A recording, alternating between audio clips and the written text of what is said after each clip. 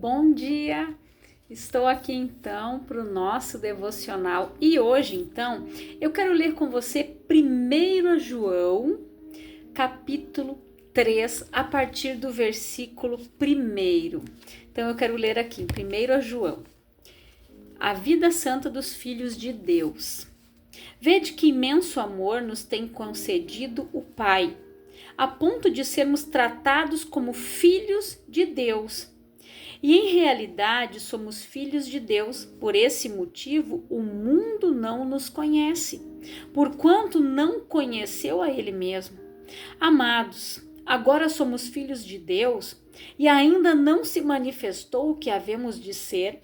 Todavia sabemos que quando Ele se manifestar, seremos semelhantes a Ele, pois o veremos como Ele é.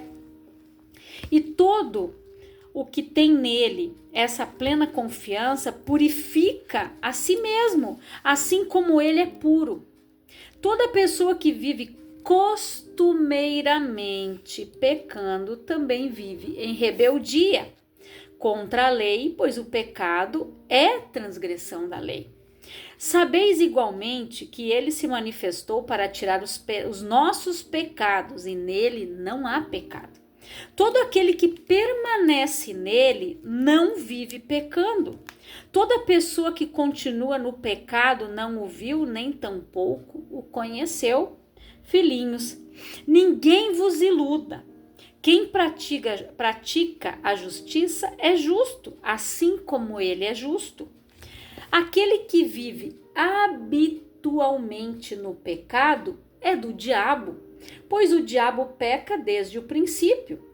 Para isto o Filho de Deus se manifestou para destruir as obras do diabo. Todo aquele que é nascido de Deus não se dedica à prática do pecado, porquanto a semente de Deus permanece nele e ele não pode continuar no pecado, pois é nascido de Deus. Deste modo, conhecemos quem são os filhos de Deus e quem são os filhos do diabo. Quem não pratica a justiça não procede de Deus, nem tampouco aquele que não ama a seu próprio irmão. Então, olha o que Paulo diz aqui. Aqui é onde, no versículo 8, Paulo fala: aquele que vive habitualmente no pecado é do diabo. Pois o diabo peca desde o princípio. Para isto o Filho de Deus se manifestou para destruir as obras do diabo. Então aqui, o diabo, gente, ele é chamado de maligno em seu principal atributo, pois em sua pessoa não há bem algum. Ele vem pecando desde sua rebelião contra Deus, antes de provocar a queda da humanidade. É instigador do pecado humano e todos quantos lhe dão ouvidos e se entregam ao mundo de ilusões, armado por ele para cativar suas presas, passam a pertencer a ele. Ele está presente em toda a terra e tem sob seu domínio macabro todo o sistema mundial dos incrédulos. Porém, não lhe foram concedidos permissão ou poder para lesar os crentes sinceros. Pelo contrário, ao cristão foi dado o poder de vencê-lo mediante o Espírito do Cristo, que já o venceu e o destruirá definitivamente. Então, aqui, quando a palavra diz que toda pessoa que vive costumeiramente, algo que é de costume dela, viver pecando, viver errando, isso não é a característica de um filho de Deus, realmente nascido da água e do Espírito. Por quê? Quando o negócio vive costumeiramente pecando, a pessoa vive em rebeldia. O que fez com que Satanás fosse expulso? A sua rebelião. O pecado de rebelião, ele é considerado igual ao pecado de feitiçaria. Então, quando a pessoa ela se rebela, foi o que o diabo fez. Ele queria ser igual a Deus, edificar o trono dele também como o de Deus. E daí, quando ele foi expulso, o que ele fez? Ele foi sempre, né, tentando fazer com que o ser humano pecasse, com que o ser humano deixe a sua essência, porque o que diz a palavra? Nós fomos criados conforme a imagem e a semelhança de Deus. Então Satanás, ele sempre vai tentar fazer com que o ser humano peque, porque desta forma ele faz com que o ser humano viva afastado do Criador, do seu Pai legítimo e absoluto. Quando a pessoa vive costumeiramente no pecado, na rebelião, na mentira, ela é filha de quem? A palavra diz que o diabo é o pai da mentira. Então a pessoa que mente, eu já conheci pessoas que mentem tanto que elas se convencem que as mentiras delas são verdades. É triste, gente, mas existe pessoas assim. Mentem o tempo todo. É uma obra demoníaca que tem na vida daquela pessoa. E a palavra diz aqui: filhinhos, ninguém vos iluda. Quem pratica a justiça é justo, assim como ele é justo. Então nós não podemos viver iludidos. O diabo vai tentar iludir a pessoa. Oh, você errou. Não, é só uma vezinha, depois você pede perdão, Deus te perdoa. Ele perdoa quando é um arrependimento sincero. Aquele arrependimento de coração, que eu me arrependo, porque fica aquela culpa, fica aquele negócio ali corroendo, enquanto a pessoa não confessa, ela não rasga a alma dela, ela não chora, ela não diz: Senhor, tira isso de mim, me perdoa, eu não vou mais fazer isso. Porque quando ela sente aquela dor que o pecado causou, ela consegue sentir a dor que ela causou no coração do pai, a decepção que ela causou ao pai por ela ter cedido ao pecado. Então o diabo, ele sabe que a única coisa que faz separação entre nós e Deus é o pecado. Ele sempre vai tentar fazer com que o ser humano peque, para que ele fique longe do pai. Porque quando ele fica longe do pai, ele está vulnerável. É a mesma coisa, larga uma criança sozinha. Se os pais não estiverem olhando, não estiverem de olho nela, daqui a pouco o que acontece? Ela cai, ela se machuca, alguém pode sequestrar, pode acontecer um monte de coisas. Então, quando nós estamos longe do pai, nós estamos vulneráveis aos ataques de Satanás. Por isso que a palavra diz: não deis lugar ao diabo. E mais, gente, olha o que diz aqui: aquele que vive habitualmente no pecado, é um hábito, ela já se acostumou, algo que se tornou um hábito na vida dela. Assim como a pessoa tem o hábito de fazer uma caminhada, ela tem o hábito de fazer um devocional, ela está habituada a pecar todo o tempo. Olha o que João diz aqui: aquele que vive habitualmente no pecado é do diabo, pois o diabo peca desde o princípio. Para isto o Filho de Deus se manifestou, para destruir as obras do diabo. Por isso que Jesus veio, nos resgatou do pecado, da morte, porque o salário do pecado é a morte, gente. O diabo vai tentar fazer com que a pessoa fique morta espiritualmente, longe de Deus, vulnerável aos seus ataques, escravizada no pecado. É isso que Satanás quer que aconteça com você. E também tem pessoas que vivem presas em mentiras que um dia foram lançadas sobre as suas vidas. Tem pessoas que se convencem quando elas ouviram crenças sobre a sua vida, ou elas viveram situações na sua infância. Um exemplo: o pai era alcoólatra ou a mãe era alcoólatra. Aquela criança, aquele menino, aquela menina, ou os meninos e as meninas, os filhos, enfim, que cresceram vendo aquilo ali. Habitualmente, o pai e a mãe bebendo, a pessoa chegar do trabalho, de repente era aquela mulher que era sozinha e era uma fuga, ela ia para a bebida. Por quê? O que leva a pessoa para a bebida? Um dos motivos é a rejeição. Leva a pessoa para o álcool, ela tem a pendência para as drogas, e aí a pessoa começa a ir para o álcool, no trabalho excessivo. Aí aquela pessoa chegava em casa e via aquelas crianças dependendo dela e ela se via sozinha, o que ela fazia? Ela ia beber. E aquela criança, ela cresceu vendo aquilo. O pai ou a mãe se esforçando, mas daquela forma. Ela cresceu se achando não merecedora das coisas. Ela se encheu de crenças limitantes que ela mesma creu ao seu respeito. Coisas erradas a seu respeito. Ela deixou de viver uma vida de sucesso porque ela acha que aquilo não é para ela. Ela deixou de viver o melhor porque ela ficou crendo que aquilo não era parte da vida dela.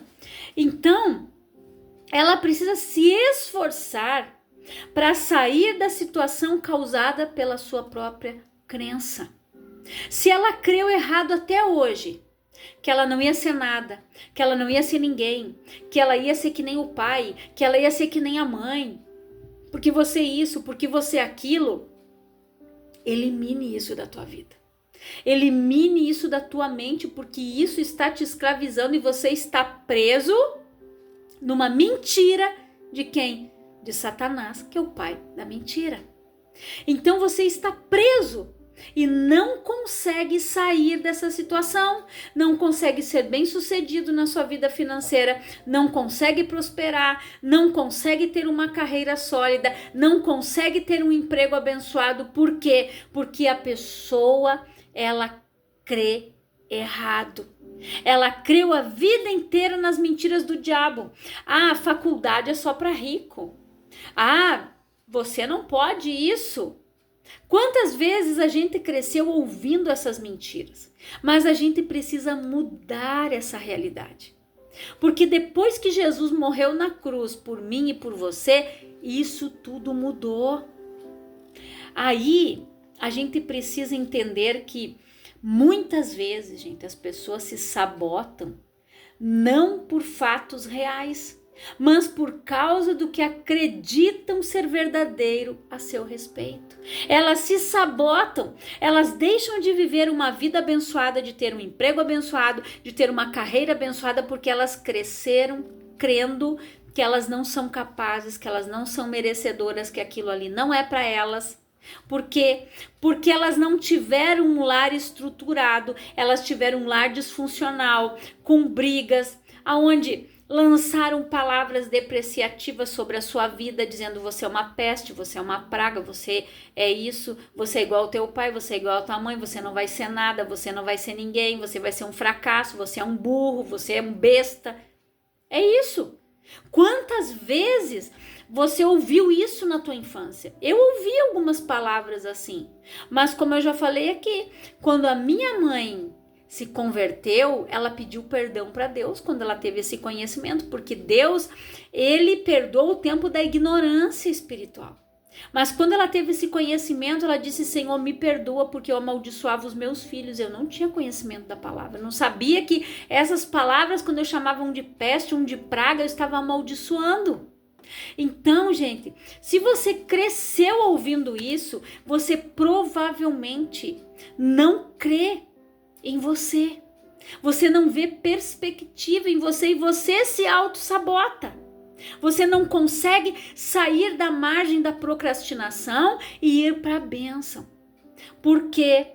Porque você cresceu acreditando, que aquela mentira era verdadeira a seu respeito. Então todo mundo se sente mal às vezes com relação a algo que fez, mas algumas pessoas sentem-se mal a respeito de quem são. Tem pessoas que sentem-se mal como elas são, de quem elas são. Elas não conseguem dar passo, sair do lugar porque elas ficam paralisadas ali. Elas se condenam e se tornam autodestrutivas e se não descobrirem como mudar suas convicções com relação a si mesmos. Então, a gente precisa apresentar fatos, né? Raramente, para que nós precisamos fazer com que essa pessoa, gente, comece aos poucos mudar a sua atitude de autocondenação. Tem pessoa que vive se condenando o tempo todo. Eu não nasci para ser feliz. Eu não tenho sorte no amor. Eu vou ficar para titio, eu vou ficar para titia, isso. As pessoas se autocondenam. E isso não é de Deus. Porque Jesus, ele veio para quê? Para desfazer as obras do diabo. Lembra o devocional de ontem que eu fiz, que eu falei? Que Jesus não veio para condenar o mundo, mas ele veio para salvar o mundo, para levar o pecador ao arrependimento. Jesus disse o quê? Quem é que precisa de médico? Os doentes, gente, não é os sãos.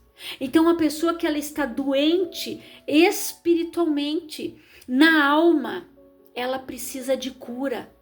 Ela precisa parar de se auto-sabotar, de se autodestruir, porque é isso que o diabo quer. Ele veio para matar, roubar e destruir a vida da pessoa, prendendo ela em mentiras que ela ouviu desde a sua infância, na sua adolescência, na sua juventude, até mesmo na vida adulta. A pessoa começou a crer, isso não é para mim, não, eu não vou fazer esse curso, eu vou continuar aqui fazendo sei lá o quê. A pessoa pensa assim, ela não pensa em prosperar, ela não, em tudo que ela vai fazer, ela não consegue ver a perspectiva de mudança, ela não consegue ver o potencial que ela tem. Tem gente que se você der uma latinha de leite condensado para ela, uns ingredientes, ela faz o melhor brigadeiro, o melhor beijinho, o melhor docinho. Se ela sair ali fora, ela sai e vende tudo. Por quê? Porque ela sabe fazer aquilo ali. Ela tem um potencial. Só que o diabo faz com que a pessoa não enxergue as suas qualidades. Ele faz com que ela só veja os seus defeitos. Você é incapaz, você não pode, você não isso, você não aquilo. Aí a pessoa fica alimentando, porque ele vai atingir os teus ouvidos, ele vai agir na tua mente e desce para o coração, você fala e tudo que você fala é escrito, é registrado e você come e colhe daquilo que você semeia com a tua boca.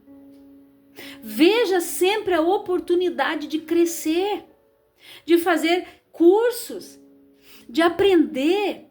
Quantos cursos tem? Às vezes nas prefeituras disponibilizam cursos gratuitos. A pessoa não faz. E quando ela vai fazer porque é de graça, ela vai de uma forma relaxada. Essa é bem a palavra. Relaxada. Ela não dá valor. Ela não dá valor para o curso que ela está ganhando. Ela vai quando ela quer. Assim ela faz. Então, muitas vezes as coisas vêm, mas a pessoa não dá valor para aquilo que está vindo às suas mãos, ela não consegue ver a oportunidade. O diabo cega ela dessa maneira, prendendo ela nas suas crenças limitantes, prendendo ela nas palavras depreciativas que ela ouviu desde a sua infância. E Jesus ensinou que as crenças, elas são modificadas pela fé e não pelos fatos. É através da nossa fé. Ele disse o quê? Tudo é possível ao que crê. Só que o possível não quer dizer que propriamente Deus vai fazer aquilo ali. Se eu disser para uma pessoa, ela me convidar, você vai no meu aniversário, eu posso dizer para ela, olha, de repente né? Talvez eu vou, possivelmente. Eu não estou dando a certeza de que eu vou ir. A mesma coisa, tudo é possível ao que crê. É possível. Se eu estiver pedindo e agindo de acordo com a palavra e com a vontade de Deus. Agora, se eu estiver agindo e orando diferente, não estando de acordo com o que está escrito na Bíblia, eu não vou receber. Eu tenho a possibilidade de não receber. Então, tudo é possível quando nós temos fé, quando nós cremos, quando nós perseveramos na nossa oração. Tudo que pedires crendo, Jesus falou, você vai receber. Tudo que você pedir crendo que eu recebi. Agora, se você não crê em você, você vai receber o quê? Que oração você vai fazer? Você vai pedir algo para Deus, a bênção chega e você não se acha merecedora dela. Aí você joga fora. De que adiantou você orar? A dúvida entra, você não se acha merecedora e ela vai embora. É nisso que ela se sabota. Até para receber uma bênção, o diabo faz com que a pessoa se sabota. Então, eu tenho que entender que as crenças são modificadas pela fé, gente. Eu preciso crer que a palavra diz ao contrário. Que eu posso todas as coisas em Cristo que me fortalece. Eu sou mais que vencedor. Tudo é possível ao que crê. Eu creio, Senhor, que o Senhor já reverteu a situação da minha vida. Eu creio que o Senhor me colocou por cabeça e não por cauda, que eu vou emprestar muitos e eu não vou tomar nada emprestado. Eu creio que o Senhor me chamou para uma vida abençoada, para uma vida próspera, uma vida de sucesso e não para comer pão de dores. O Senhor não te chamou para viver na escassez, não te chamou para viver na miséria. Então mude a tua mentalidade, a tua forma de pensar. O nosso pensamento, ele precisa ser renovado, transformado todos os dias. Senão, a pessoa cai na procrastinação. A pessoa começa a se auto-sabotar, se autodestruir ela mesma. Aí depois ela culpa Deus. Mas ela não vigia. Satanás, ele sempre vai tentar agir nos nossos sentimentos, na nossa mente, através dos nossos ouvidos, dos nossos olhos e da nossa boca. E ele não veio para condená-lo. Jesus não veio ao mundo para condená-lo. Ele não queria que as pessoas se sentissem mal a respeito de si mesmas. Em vez disso, ele fazia com que as pessoas, ele desejava que elas se sentissem amadas por Deus. Quando Jesus, gente, ele curava uma pessoa, ele estava mostrando o amor de Deus por ela, dizendo: filho, o Pai não quer essa vida desgraçada e miserável para você. O Pai quer que você volte para tua casa, que você tenha dignidade, que você tenha uma vida abençoada do lado da tua família, que você seja próspero. Quando Jesus curava alguém, ele devolvia a identidade de uma pessoa, a integridade. Ele fazia com que ela se sentisse amada. Alguém se importou comigo. Quando Jesus se aproximava de pessoas que eram curadas, elas se sentiam amadas. Opa, alguém olhou para mim, alguém se importou comigo. Quando Jesus foi lá no tanque de Betesda, que ele disse para aquele homem: você quer andar? Ah, Senhor, eu espero, o anjo vem, movimenta a água, mas daí até que eu chegue lá, alguém já foi antes de mim. Ou seja, Jesus não perguntou para ele: tu quer que eu te levo lá? Não, você quer andar? É só ele ter dito: eu quero. Olha ali, o Jesus na frente dele, e ele estava ali Pois é, Senhor. Só faltou dizer, não, Jesus, não, Senhor. Só vem aqui e me leva lá quando o anjo agitar a água. Tem pessoa que vive assim, procrastinando até a bênção de chegar na vida dela. Mas Jesus ficou ali e disse, você quer? Então, te levanta e anda. Jesus curou aquele homem. Por quê? Porque ele estava ali preso, esperando que a água se movimentasse no tanque. Só que ele não tinha condições físicas de chegar naquele tanque sozinho. O outro, que estava um pouquinho melhor que ele, se apressava e entrava na água e era curado. Ele ia ser curado quando? No dia de São Nunca, como a gente costuma dizer. Então, não procrastine mais as coisas na tua vida. Mude a tua mente, pelo amor do Senhor, pelo amor de Deus. Passe a viver a vida e a vida em abundância que Jesus veio para te dar. Ele não veio para te condenar. Ele não veio para estender o dedo. Ele não veio para te julgar. Quem faz isso é Satanás. Ele é o acusador. Ele vem para te estender o dedo. Ele vem para fazer com que você se sinta culpado. Ele vem para fazer com que você se sinta culpado, para que você fique odiando, para que você fique amargurado, ressentido, preso nas suas obras. E foram essas obras que Jesus veio desfazer. As obras do pecado, que mantinham o homem longe dele. A morte eterna, Jesus nos resgatou, nos comprou.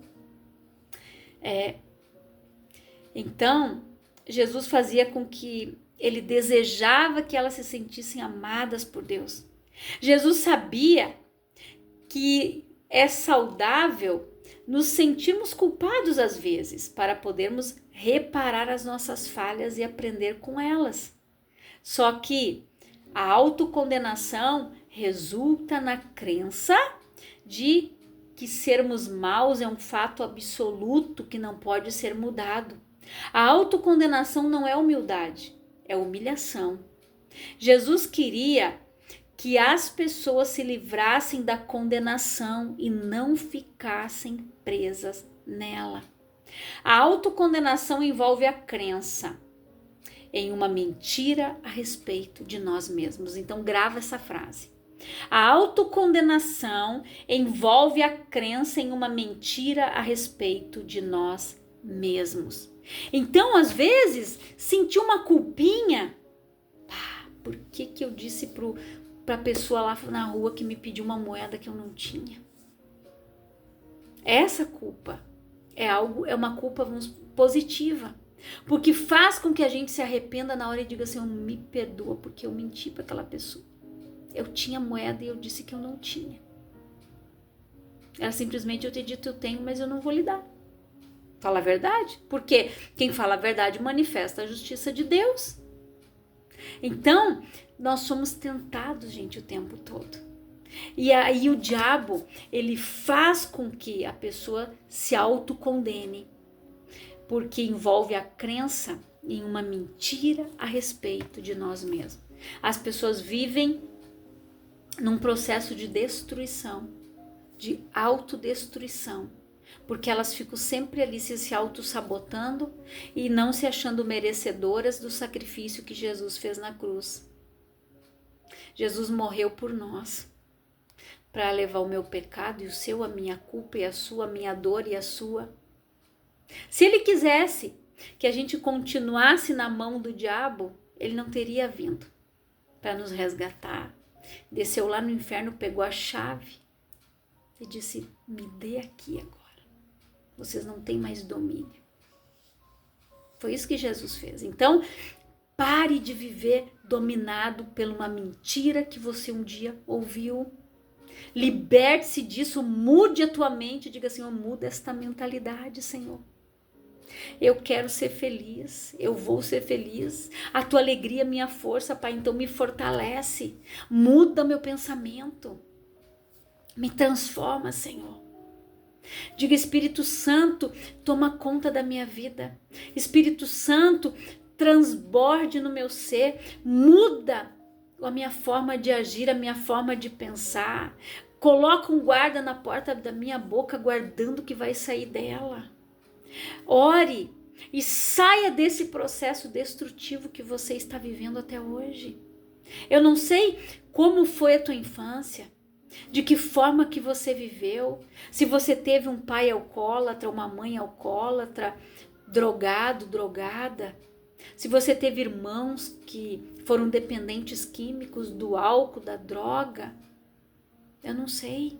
Se você sofreu violência doméstica, se você viveu num lar disfuncional onde não tinha violência doméstica, mas tinha violência verbal, que as palavras ferem mais do que um tapa.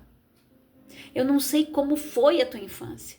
Então, tire tudo isso da tua mente, que você ouviu, que você vivenciou, essas coisas que te limitam, que você olha uma roupa e você não se acha merecedor de comprar uma roupa melhor, você vai lá e compra sempre a mais baratinha. Você não se acha merecedor de ir lá e comprar um calçado bom para você? Você vai lá e compra aquele que você usa só o inverno e foi, um verão e deu. Calçados que muitas vezes estão ali te prejudicando a tua coluna e você não está percebendo. Por quê? Porque você não se acha auto-merecedor de comprar uma coisa melhor, de ter o melhor, porque Jesus... Ele disse o quê? O que Deus fala em Isaías? Se quiserdes e me ouvirdes, comereis e bebereis o melhor desta terra. É eu que decido. Se eu quero viver no melhor, no mais ou menos ou no ruim. Eu quero o melhor, o excelente. Então eu preciso ouvir. Aí sim, quando eu seguir a direção de Deus, do Espírito de Deus, eu vou começar a comer e a beber o melhor. Então, se você vive na escassez, comendo pão de dores, é um momento de você se posicionar, de você tomar uma decisão e dizer: terminou isso na minha vida. Pai, essa escravidão, essas escamas que estavam nos meus olhos caíram hoje e eu não vou mais viver assim. Muda o teu pensamento. Olhe para você como Jesus te vê, mais que vencedor, sacerdócio real, nação santa, povo escolhido para viver o melhor. Jesus não morreu por mim e por você para a gente viver uma vida de mentira. Jesus não morreu por nós para a gente viver escravos do medo, escravos do pecado, escravos da culpa, escravos da dor. Não, ele já nos libertou de tudo isso. Hoje nós somos filhos, nós não somos mais escravos. Nós somos filhos e co-herdeiros em Cristo. Ele nos adotou, o Pai nos adotou quando Jesus nos comprou de volta. Então guarde esta palavra, que você reflita nela, que o Espírito Santo venha falar muito mais ao teu coração. Eu quero orar com você, Pai, em nome de Jesus. Eu oro por todas estas pessoas que estão ouvindo esta palavra, que elas sejam abençoadas, que os olhos delas se abram, que ela pare de viver na mentira, no engano, na autossabotagem, na autodestruição, e que ela tenha uma mente fértil, produtiva, de sucesso, de fartura, de abundância, visão de reino. Como Paulo disse, olhai para as coisas do alto, no que é bom, no que é verdadeiro, no que é puro, no que é sincero. Se isto tem algum louvor, nisto pensai. Que elas comecem a pensar, Pai, o melhor sobre elas. Que elas comecem a pensar, Jesus morreu por mim, me fez mais que vencedor, e eu não quero mais essa vida miserável. Eu quero viver a vida em abundância que Jesus veio para me dar. Pai, que elas mudem o seu pensamento, que elas mudem a sua forma de agir, porque quando a mente é transformada, as atitudes, os comportamentos automaticamente mudam também. Que ela mude a sua maneira de pensar, que ela se acha merecedora das coisas, merecedora das bênçãos que o Senhor tem para a vida dela, para que ela viva o propósito que o Senhor sonhou para ela, projetou para ela. Esta é a minha oração, e que Deus abençoe a tua vida poderosamente em nome de Jesus.